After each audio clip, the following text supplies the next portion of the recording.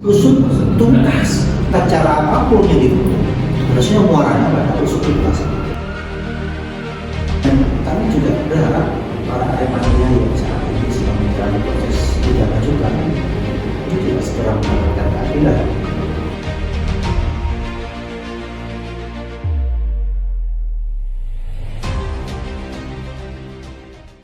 Assalamualaikum warahmatullahi wabarakatuh. Kembali bersama saya Abdul Muthalib di program APM Insight. Ya, cukup lama program APM Insight ini tidak jalan alias vakum karena banyak faktor. Kali ini saya akan kembali bersama beberapa narasumber nantinya yang akan mengupas banyak hal yang itu sedang hit atau yang sedang menjadi persoalan atau pertanyaan banyak orang. Tidak hanya persoalan-persoalan yang sifatnya itu di bidang sosial, tetapi juga di bidang hukum, di bidang olahraga, pendidikan dan seterusnya. Dan kali ini pada program APM Insight kami punya kemasan baru karena namanya Speak Up. Speak Up ini intinya adalah supaya kita berani atau mencoba untuk berterus terang mengungkapkan apa adanya dan transparansi dalam banyak hal. Ini tujuannya adalah semua masyarakat menjadi lebih tahu, lebih detail tentang apa yang sebenarnya terjadi. Nah, program kali ini saya mengundang salah satu tokoh muda, punya pengaruh juga dan banyak prestasi. Saya kira sudah banyak yang tahu kira-kira di dalam kasus tragedi Kanjuruhan. Kita tahu pada Maret yang lalu pengadilan sudah memvonis para terdakwa dengan beragam hukuman, tetapi memang ini masih agak kontroversial menurut saya karena banyak pihak menyebut bahwa vonis hakim itu terlalu ringan, tidak sensitif terhadap korban, dan penegakan hukum kurang transparan dan seterusnya. Narasumber saya adalah Mas Zulham Ahmad Mubarok. Ini salah satu anggota dari Sekretariat Bersama atau Sekber Aremania yang sejak awal memperjuangkan penegakan hukum terhadap kasus tragedi Kanjuruhan. Assalamualaikum Mas Zulham. Waalaikumsalam. Alhamdulillah. Sehat Mas?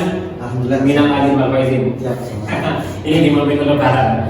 Mas Zulham, langsung mungkin ya. Jadi vonis pengadilan terhadap terdakwa kasus tragedi Kanjuruhan sudah diputuskan.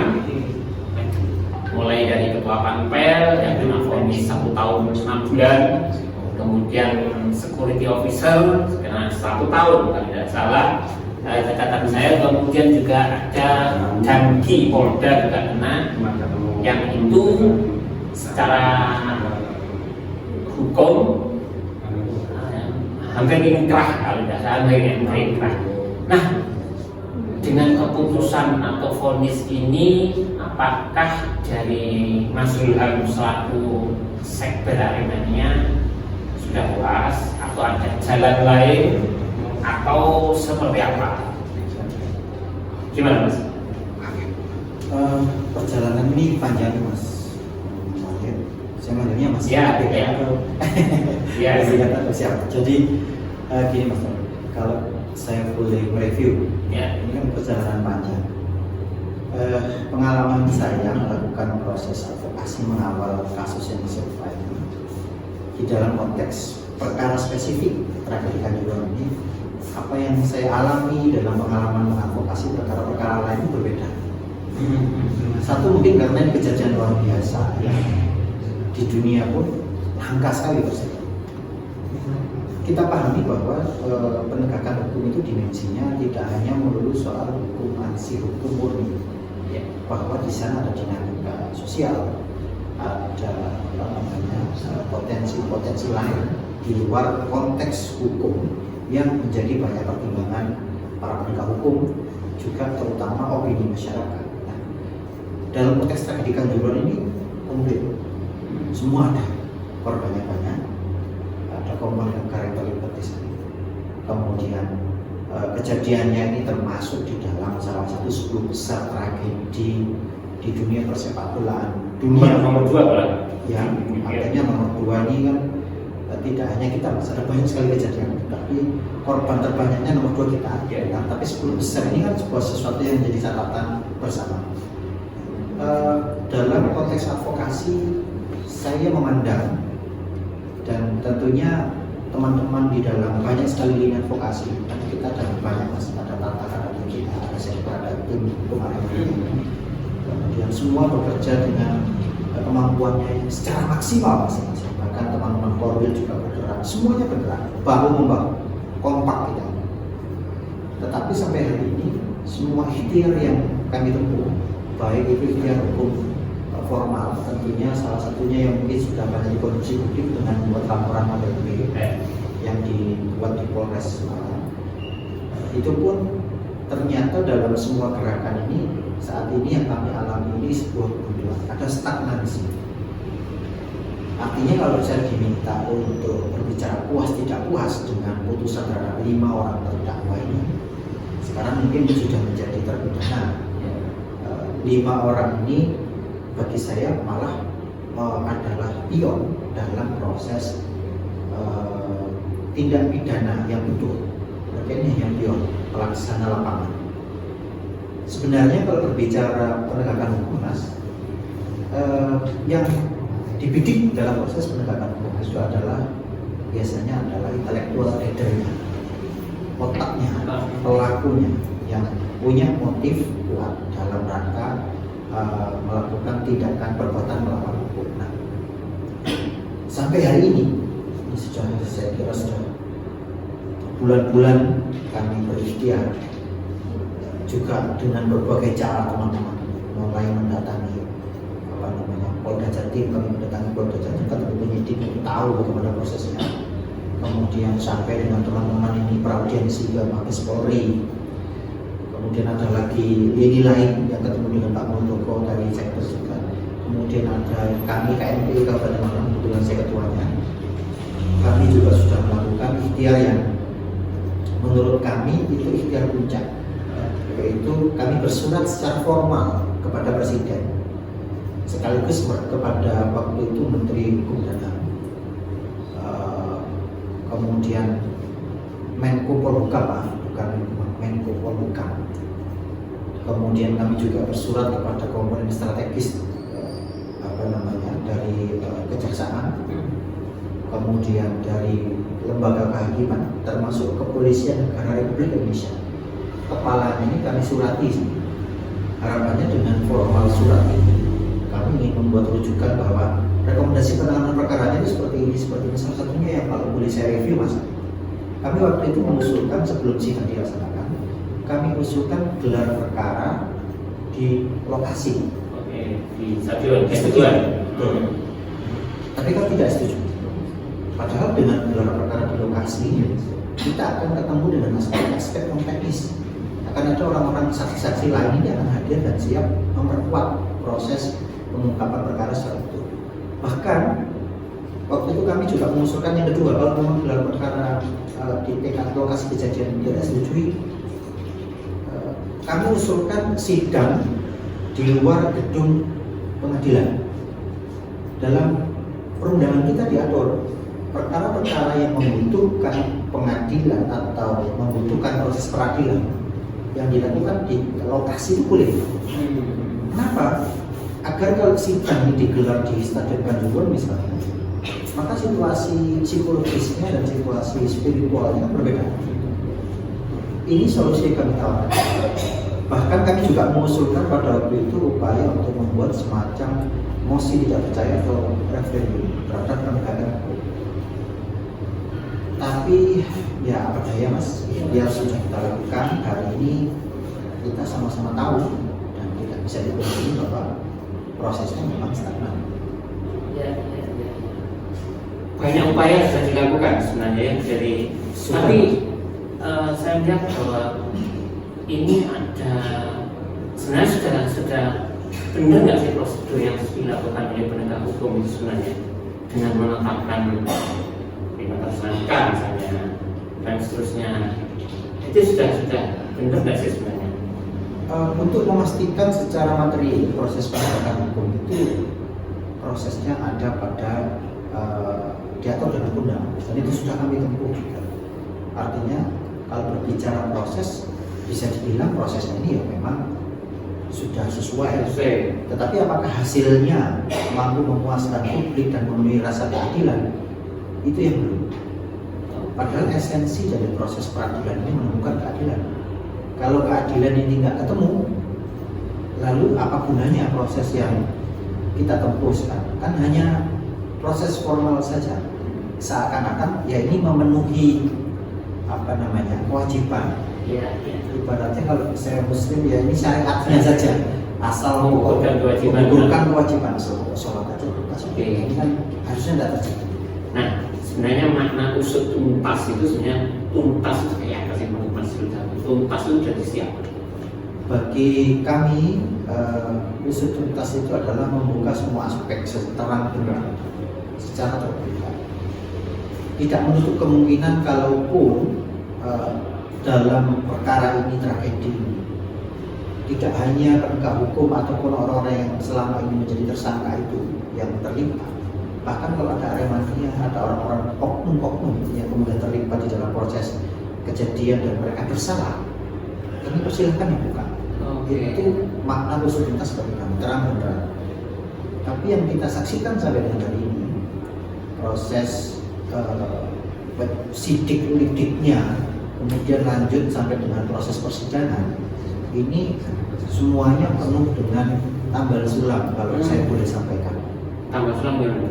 Artinya benar-benar tidak tuntas, semuanya hanya prosedur formal untuk menjawab tanda tanya publik. Puncak kekecewaan saya sebagai aremania dan juga saya sebagai ketuanya pemuda kabupaten, karena KNP ini Komite Nasional Pemuda Indonesia. Jadi saya ini secara formal adalah ketua dari semua pemuda kabupaten. Dan ini kejadiannya di Kabupaten Malang. Jadi saya bersuara ini bukan dalam rangka memecah mana kabupaten kota, bukan, tapi dalam rangka kami sebagai korban terbanyak. Maka suara saya ini sangat kecewa sekali dengan proses yang tidak berjalan dengan baik.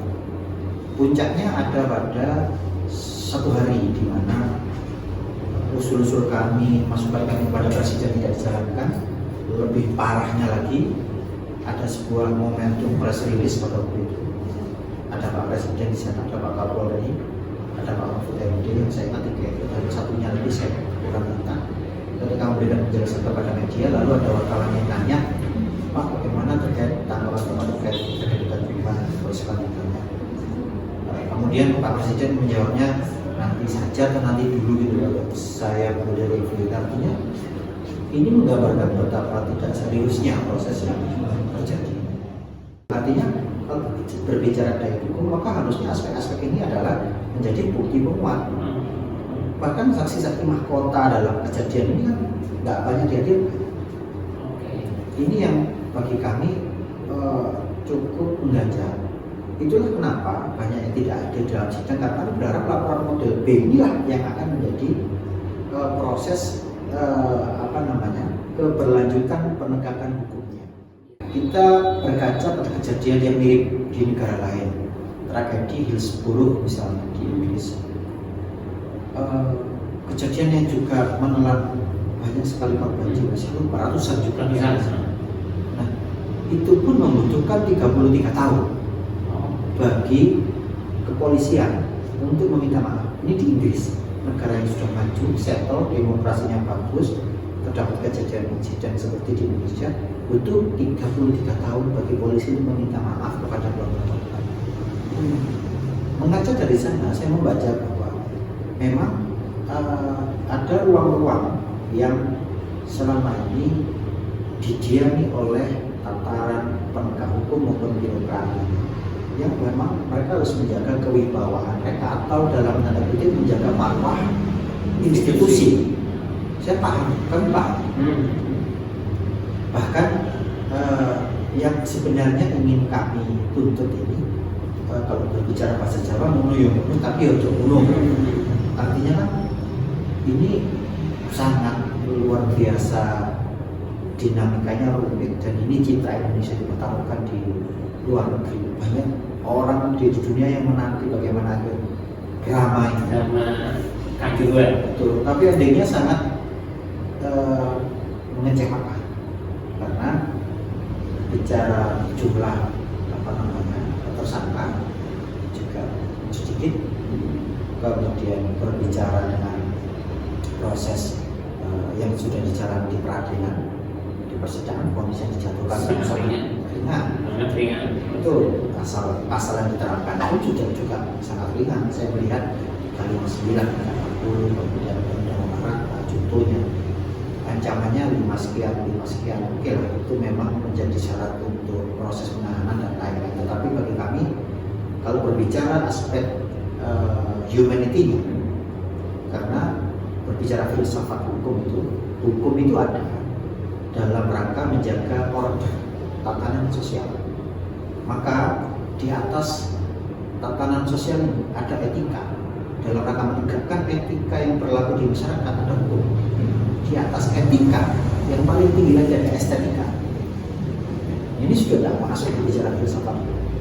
Maka apa gunanya ada proses penegakan hukum dan proses peradilan ketika kemudian etika dan estetika itu kemudian tidak terpenuhi oleh proses peradilan. Ini tanda tanya besar bagi proses penegakan hukum yang ada di tragedi Kanjuruhan ini. Sebenarnya tadi kalau ngomong soal marwah institusi, saya kan ingin kesempatan untuk menaikkan marwah itu justru dengan penegakan hukum sebenarnya di mata internasional yang besar. Tapi ya sudah. Tapi yang penting adalah bagaimana kelanjutan dari upaya setiap teman-teman sekber Aremania untuk memperjuangkan ini. Apakah sudah stagnan, cukup sampai di sini, atau ada upaya-upaya lain yang lebih keras, lebih masif lagi dari kawan-kawan Aremania kira-kira?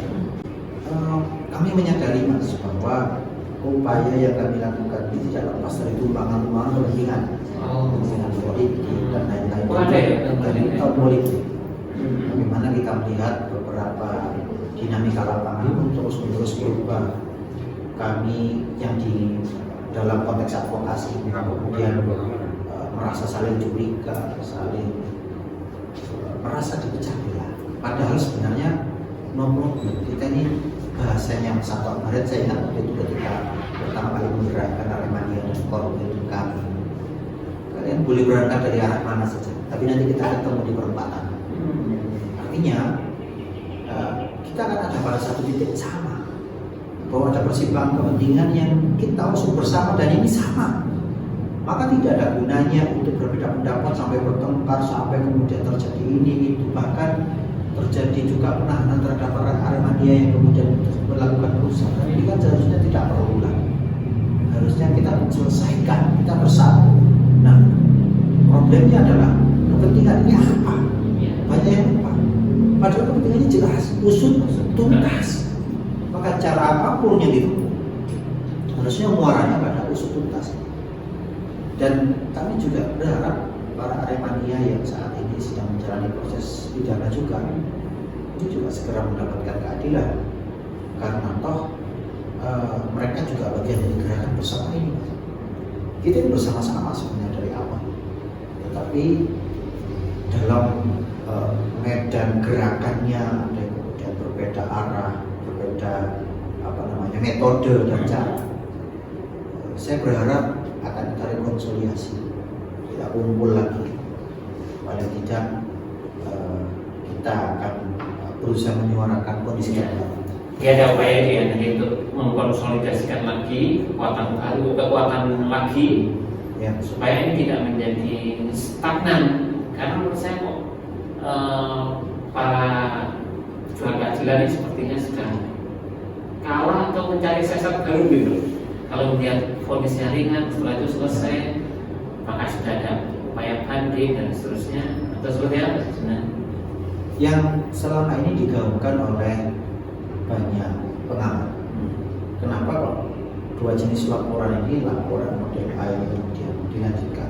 Laporan itu ada dua jenis kan, laporan model A ini dibuat oleh polisi sendiri karena terkait dengan kejadian yang memang butuh penanganan cepat. Kemudian model B ini oleh korban, jadi ketika kita menjadi korban atau menyaksikan kejadian kita melaporkan. Masalahnya di dalam hukum ada dua delik aduan dan delik non aduan. Artinya kalau delik non aduan itu pidananya jelas, tanpa perlu ada pelaporan sudah terjadi tindak pidana, maka penanganannya jelas. Tapi dalam konteks tertentu ada yang memang butuh pelaporan. Jadi ada yang dirugikan merasa menjadi korban atau menyaksikan dan melakukan pelaporan polisi. Ada juga kaidah yang menyatakan nebis and idem. Jadi nebis and idem ini adalah salah satu klausul yang menyatakan apabila satu perkara ini sudah diputus dan putusannya berkekuatan hukum tetap, berketetapan hukum, sudah inkrah, maka tidak bisa lagi ada pidana terhadap subjek yang sama, subjek atau objek yang sama. Jadi ibaratnya terkait Kanjuruhan ini ketika proses ya kemarin di sidang ini putus, inkrah, ikhtiar hukumnya sudah tuntas, ya sudah, maka laporan model B nya kan tidak berlaku, tidak bisa dilanjutkan. Nah ini kan kekhawatiran kami juga tadi. Saya kira semua sudah tidak lelah untuk mendorong dengan cara dan pemikiran masing-masing. Ini orang banyak mas. Semua punya ide, punya gerakan. Saya coba ikhtiar ke sini, saya ikhtiar ke sana, kita ikhtiar ke sana, tapi mendung masih belum beranjak dari malam raya, masih mendung gitu. Masih mendung ya. Kita belum sampai pada titik cerah, masih semuanya masih belum dan awal. Bahkan di ikhtiar terakhir yang saya sempat konsultasikan dengan teman-teman komisioner Komnas HAM, kami bahkan sempat berupaya untuk melakukan proses pelaporan ke Mahkamah Internasional. Dan ini sedang kami pahami prosedur, kami cari tahu cara yang formal atas nama KMPI dan Geografis. Artinya ketika teman-teman ini masing-masing saling kolaborasi ini, saya yakin hasil apapun yang kita dapatkan, kita semua akan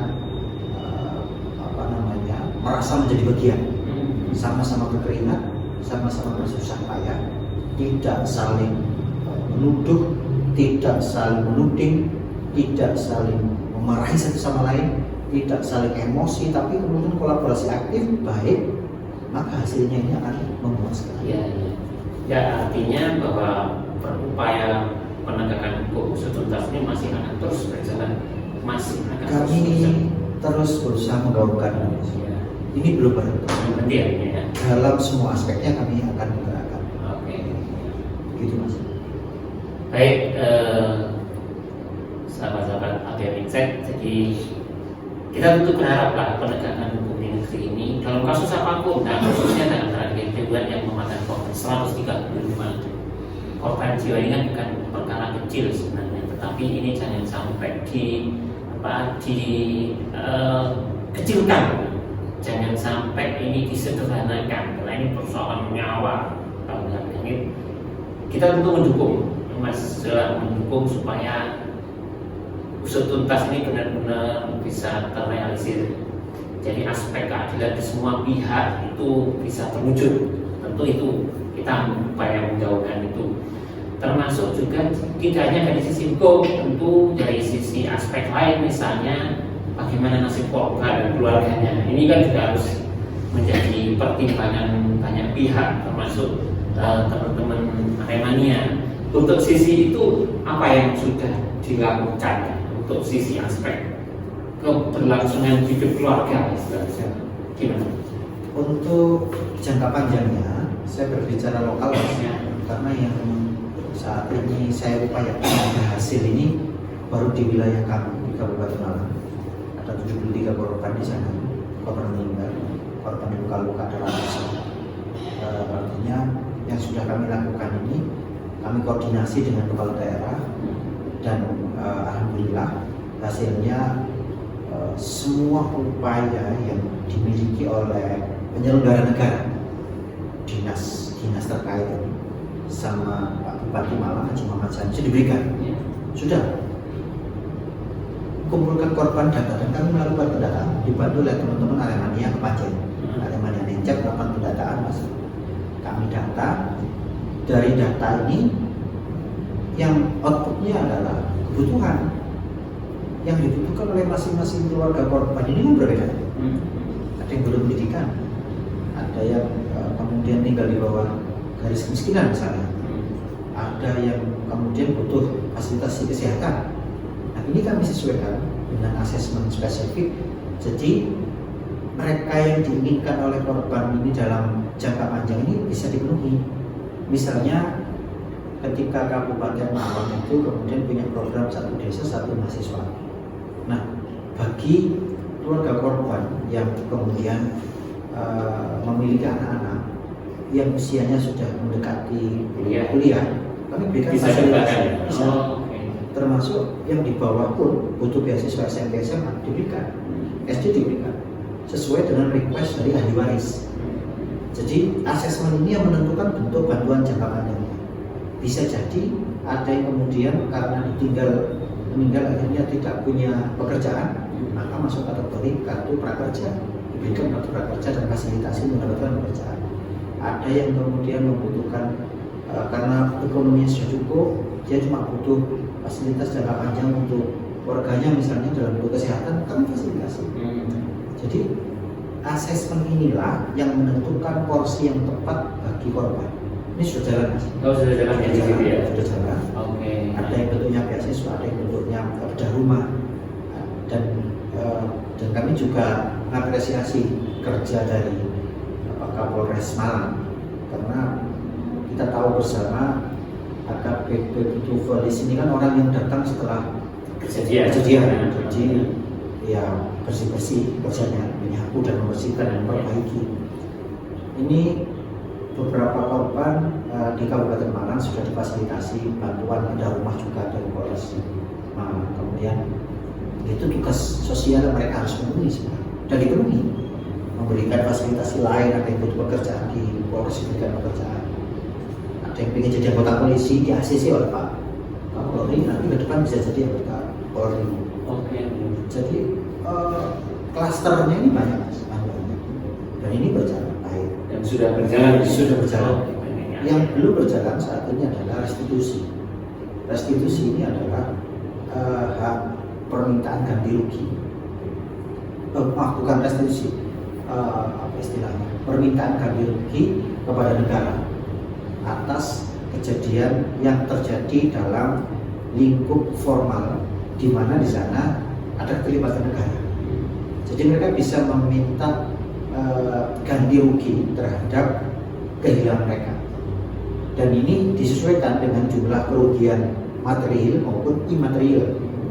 Dan ini jumlahnya banyak.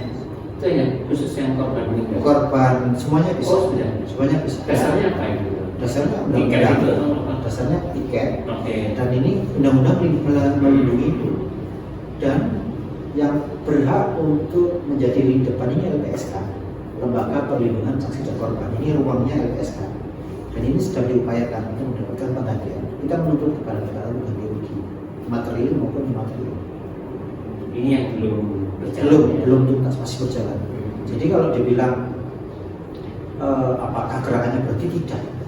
Hak sekali lipatan gerakan yang kami garap, hanya saja mungkin tidak semuanya bisa kita publikasi karena keterbatasan akses dan informasi. KNP Kabupaten Malang terus terang orientasinya bekerja Mas. Walaupun kami banyak mendapat masukan yang tidak tepat, sering disalahartikan gerakan kami. Tapi saya ikhtiar saya dengan hati, saya ingin membantu orang, jadi saya bergerak dan bekerja sesuai dengan apa yang sudah menjadi kemampuan kami. Yang penting manfaat, kami nggak berhenti. Sampai kapanpun kami akan upayakan untuk melakukan advokasi. Baik. Baik, Mas Ilham, luar biasa perjuangannya dan kita mendoakan sehat selalu Mas Ilham. Amin, amin. Karena banyak orang menunggu, salah satunya adalah kegigihan Mas Ilham dan kawan-kawan memperjuangkan ini, karena siapa lagi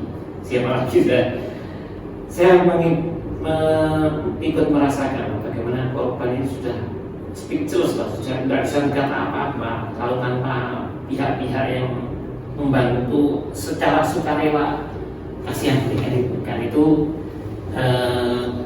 kawan-kawan sahabat APM Insert, kita berdoa semua semoga ini menjadi perjuangan yang dapat kemudahan ya dari Allah SWT, karena kita yakin bahwa kebenaran itu akan pasti bisa kita temukan.